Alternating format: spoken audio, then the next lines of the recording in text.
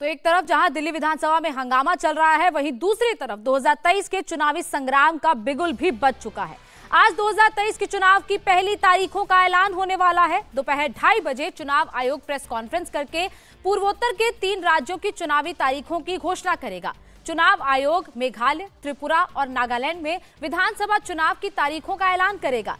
इस साल दरअसल कुल 9 राज्यों में विधानसभा चुनाव होने वाले हैं। इसके अलावा 2024 में भी लोकसभा चुनाव होने वाले हैं, लेकिन उस सबसे पहले मेघालय, त्रिपुरा और नागालैंड में चुनाव होंगे। और इसके अलावा इसी साल कर्नाटक, मिजोरम, मध्य प्रदेश, छत्तीसगढ़, राजस्थान और तेलंगाना में भी विधानसभा चुनाव होंगे। चुनाव आयोग आज 9 राज्यों में से 3 राज्यों की चुनावों की तारीखों का ऐलान करेगा और ये तीनों राज्य पूर्वोत्तर के राज्य हैं और बीजेपी के लिए खासे अहम हो जाते हैं, क्योंकि 2 राज्यों में बीजेपी की सरकार है, वहीं एक राज्य में कांग्रेस ने गठबंधन से सरकार बनाई है। तो ये इस बार एक बड़े चुनाव होने वाले हैं, लेकिन सब 9 राज्यों में विधानसभा चुनाव होने वाले हैं। लेकिन सबसे पहले जो परीक्षा होगी वो नॉर्थ ईस्ट के राज्यों को लेकर होगी। हमारे साथ इस वक्त पॉलिटिकल एडिटर देवेंद्र पराशर जुड़ चुके हैं। देवेंद्र, ये जो 3 राज्यों को लेकर घोषणा होनी है, सबसे पहले तो कितने महत्वपूर्ण हो जाते हैं बीजेपी के लिए, क्योंकि 2 राज्यों में पहले से बीजेपी की सरकार है, और क्या कहें कि 2024 की तैयारी भी अब इसी के साथ बीजेपी की शुरू हो रही है?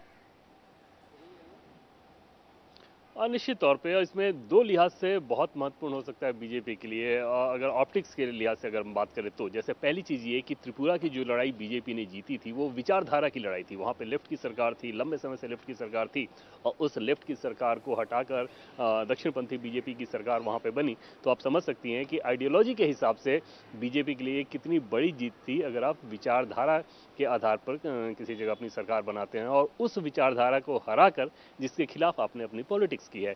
दूसरा जो पैमाना है वो इस लिहाज से महत्वपूर्ण है कि नॉर्थ ईस्ट में प्रधानमंत्री नरेंद्र मोदी के खासतौर पर दिल्ली आने के बाद, दिल्ली में प्रधानमंत्री बनने के बाद जिस प्रकार से नॉर्थ ईस्ट के डेवलपमेंट को लेकर उन्होंने एक खास इंटरेस्ट दिखाया, लगातार अलग अलग प्रोजेक्ट्स दिए, अलग अलग कार्यक्रम चलाए, तो वहाँ पर यह बहुत ज़रूरी हो जाता है कि जिन नीतियों को आपने वहाँ पे धरातल पे उतारा, जनता अगर अपने वोट के मार्फत उसे उसी रूप में कन्वर्ट करे, रिवर्ट करे, तो फिर एक पार्टी के लिए फील गुड वाली सिचुएशन होती है कि जिस नॉर्थ ईस्ट को एक तरह से विकास की मुख्य धारा से लगभग अलग थलग रखा गया था, उसको विकास की मुख्य धारा में लाए, जोड़े और उसका पॉलिटिकल डिविडेंड भी मिल रहा है। हालांकि सीटों के लिहाज से देखें तो जो नागालैंड में भी बीजेपी छोटी पार्टी है, मेघालय में भी छोटी पार्टी है, त्रिपुरा में ज़रूर वो बड़ी पार्टी है और उसकी अपनी सरकार है अपने दम पर एक गठबंधन के सहयोगी के साथ। लेकिन निश्चित तौर पे तीनों ही राज्यों के चुनाव बीजेपी के लिहाज से भी बहुत महत्वपूर्ण है और उतना ही महत्वपूर्ण रहेगा कांग्रेस पार्टी की भी अगर आप बात करें तो खासतौर पे त्रिपुरा का जो चुनाव है कांग्रेस पार्टी के लिए भी उसी हिसाब से महत्वपूर्ण रहेगा, क्योंकि इस बार कांग्रेस पार्टी ने वहाँ पे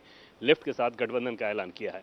जी देवेंद्र, अब से कितनी देर में प्रेस कॉन्फ्रेंस में और क्या क्या ऐसी घोषणाएं हो सकती हैं? क्या ये माना जाए कि फरवरी में ये चुनावों की तारीखों का ऐलान, फरवरी में लगभग कहें तो नतीजे भी सामने आ सकते हैं? क्या कुछ अंदाजा है इसको लेकर? और इसके अलावा बाकी के जो राज्य हैं उनके जो चुनाव है वो कब तक हो सकते हैं? और अगर हम बात करें खासतौर पर मेघालय की, तो मेघालय में क्या ऐसा हो सकता है कि टीएमसी भी कहीं ना कहीं कांग्रेस का खेल बिगाड़ पाएगी?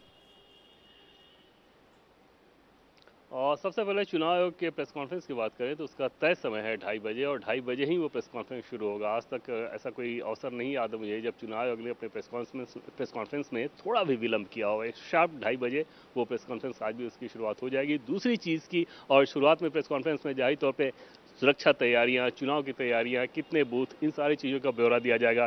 त्रिपुरा के संदर्भ में हमने देखा कि चुनाव आयोग ने ये बताया है कि वहाँ पे एक अभियान चल रहा है 9 to 9। उस अभियान का मतलब ये है कि इस बार चुनाव आयोग की कोशिश है और वहाँ पे वोटर्स के बीच इतना कैंपेन चलाया गया कि जो आंकड़े आए वोटिंग का वो 90% से ज़्यादा हो। तो 929 ऐसे बूथों का चयन करके जहाँ पर पिछली बार वोटिंग अपेक्षाकृत कम हुई थी वहाँ पर मेहनत किया गया है चुनाव आयोग के द्वारा।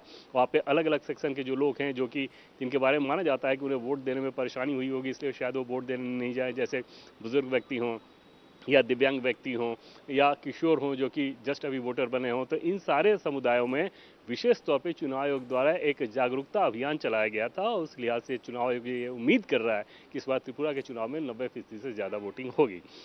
तीसरी चीज़ अगर बात करें तो चुनाव की तारीखों के ऐलान की बात जो आपने पूछा, तो 15 फरवरी के आसपास CBSE की परीक्षाएं हो रही हैं। निश्चित तौर पर परीक्षाओं से चुनाव की तारीखें क्लैश नहीं होंगी। संभव है कि उससे और चुनाव की तारीखों के ऐलान के बाद कम से कम 20 दिन का समय देना होता है, तो उसके आसपास उसके पहले चुनाव की प्रक्रिया संपन्न कर ली जाए। शायद चुनाव आयोग इसका ध्यान रखेगा और जो चुनाव होंगे बाकी 2 राज्यों में, जैसे नागालैंड और मेघालय की बात कर ले तो वहाँ पे एक फेज में ही होंगे। त्रिपुरा में हो सकता है कि 2 फेज में चुनाव हो, जैसा कि पिछली बार हुआ था। जी देवेंद्र, इसके अलावा अगर बात करें कल की बैठक की भी, तो बैठक में भी प्रधानमंत्री ने लगातार ये कहा था कि 2024 के चुनावों को साधने के लिए ही जिस तरीके की तैयारी सभी पदाधिकारियों को कहा था की जाएगी। तो नॉर्थ ईस्ट को लेकर क्या तैयारी है बीजेपी की? नॉर्थ ईस्ट में किस तरीके से ज्यादा वोट शेयर को बढ़ाया जा सके, ज्यादा से ज्यादा सीटों को बढ़ाया जा सके, उसको लेकर बीजेपी की कार्यकारिणी बैठक में कल क्या ऐसी बातें हुई है?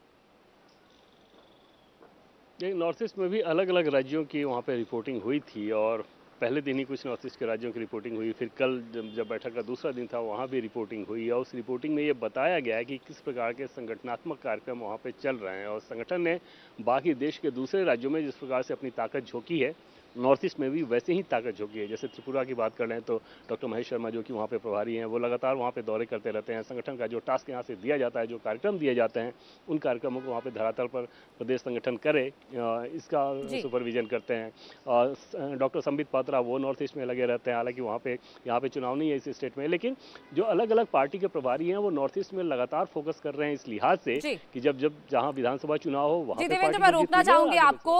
तो लगातार चुनाव के लिए बीजेपी की तैयारी चल रही है। इंडिया टीवी हर वक्त हर जगह डाउनलोड करने के लिए सर्च करें India TV news Google play store या ऐप स्टोर पर।